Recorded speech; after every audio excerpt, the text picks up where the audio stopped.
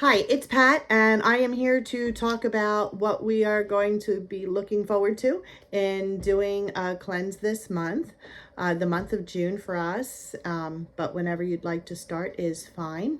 So we're going to be taking a look at eating mostly raw, fresh fruits and vegetables.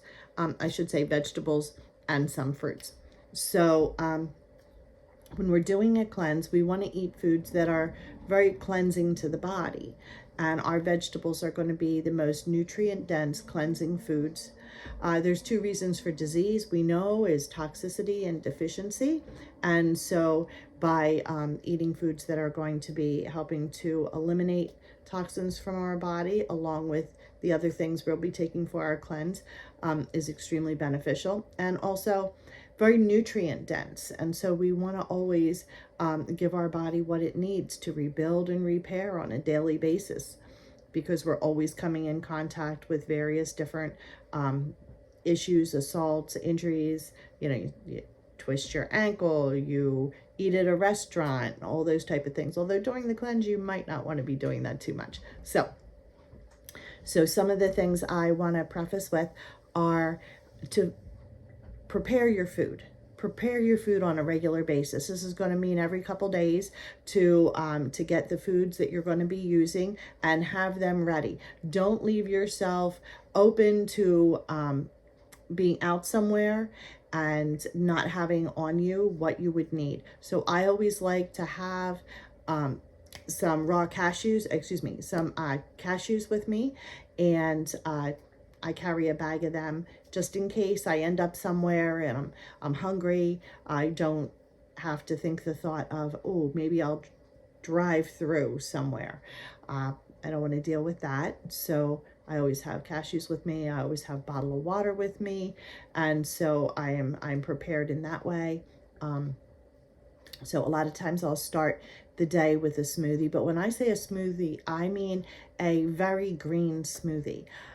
I'll put kale or spinach in there. I'll also put doTERRA greens in there. If I run out of kale or spinach, sometimes it gets a little yucky sitting in the fridge or whatever. If I don't get to use it all up, then I have the greens, the powdered greens from doTERRA to use. Always protein in my smoothie. A little additional chia seeds in there is a great idea too. You can put a little bit of the fiber in there if you feel that you need additional fiber. Some people do well with adding additional fiber. And then I'll put in some fruits to sweeten it. And if I were to feel the need for any type of a sweetener, my sweetener would be just a little touch of apple juice or orange juice.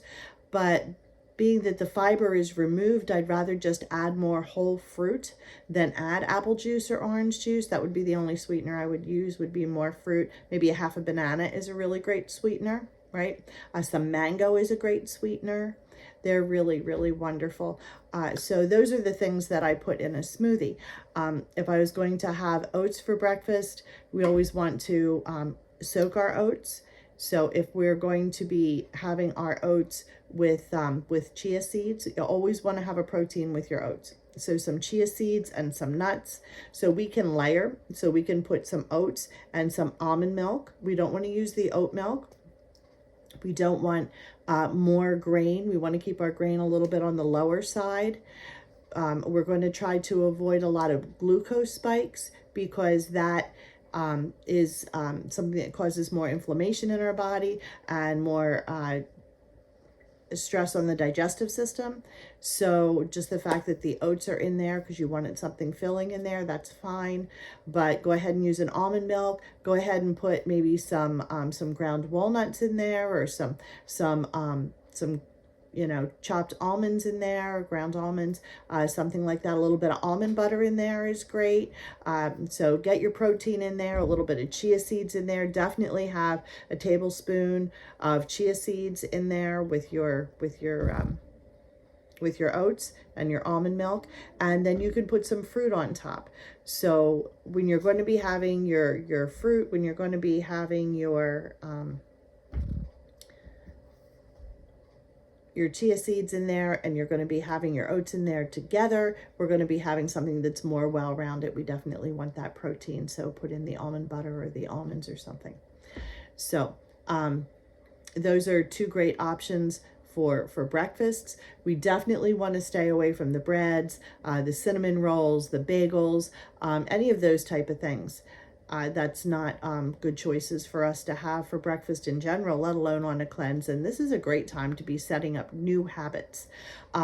Before we eat our lunch, before we eat our dinner. Oh, and in fact, I do want to mention lunch and dinner is great to have for breakfast. So if you have leftover lunch and dinner and you want to have that as your breakfast and heat up those leftovers, that is a wonderful idea. And if you would just like to have some raw veggies for breakfast, maybe have, a carrot stick or a little bit of celery and carrots for breakfast, it doesn't have to be something heavy.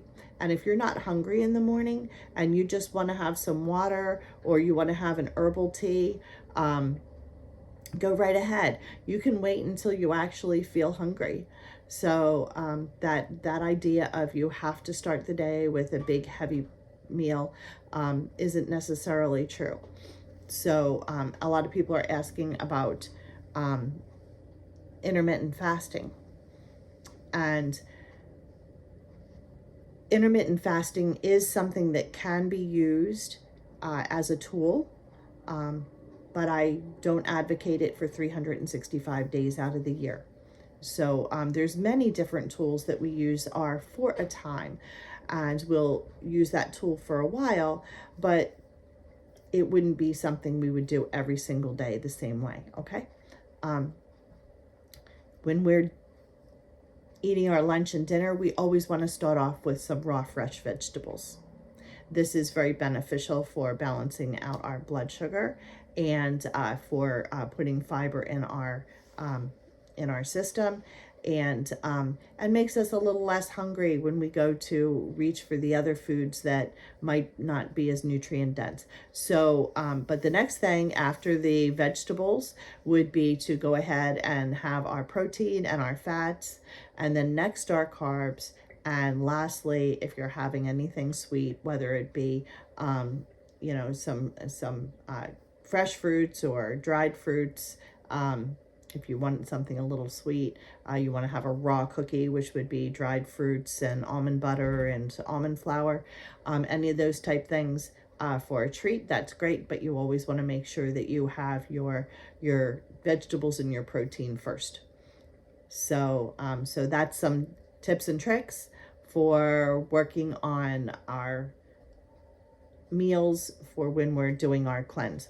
Now, I like to meal prep, and so here, instead of having cake, I have our nice little cake dish here, but I have some vegetables sitting out, so a little different this way, huh?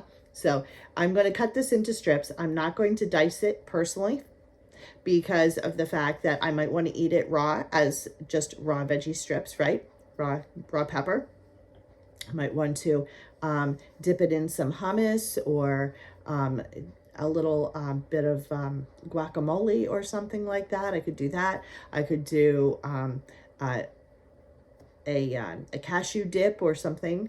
So I'm going to cut it into strips. And if I decide last minute I want to throw it in the pan with onion and garlic and saute, I can still do that. Maybe cut it a little smaller if I want, or not, So, so I'm going to cut up my pepper and I'm going to stuff it in a jar. Okay, and I'll have plenty of room, maybe even room to put another pepper in there. And I'm going to put a canning lid on top, and that will make it so that it will seal. I'm not going to hot water bath it or anything, but just put it in the fridge. But the jars do really good at keeping our vegetables fresher than anything else I've tried.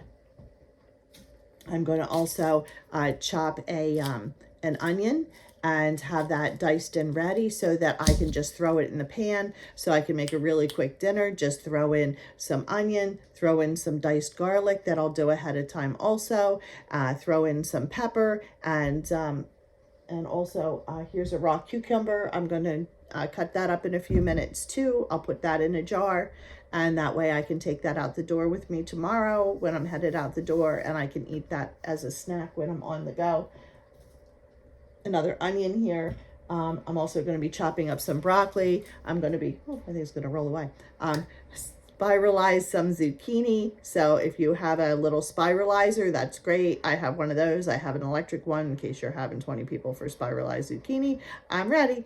But that's a great way. If you don't have a spiralizer, to make yourself zucchini pasta, don't worry, you can just cut it really thin and saute it, or you could just make a bruschetta and toss your zucchini with that and just have it that way, just more like pretend penne. And so have a good time with exploring new recipes, exploring new ways of making food. There's so many different flavors to put together. Have fun with it. If you are eating chicken, you can make I like to make a whole family pack at one time. And I put it in little baggies in little small 2-ounce portions approximately. I don't weigh it all the time, but you know, little snack baggies with chicken in there. So when I want some chicken to throw in the pan with some other things, it's already cooked. I can just throw it in there and it's ready in a couple minutes. It's ready very fast. I can leave it defrost overnight and take it with me out the door. Fish is something else that is nutrient dense. Feel free to have fish. Your nut butters. When dealing with your beans, always make sure you soak your beans. Always, always, always. Even if you have an Instapot, you still want to soak your beans. Okay, we can talk more about the reasons for that later. And have a wonderful, wonderful day.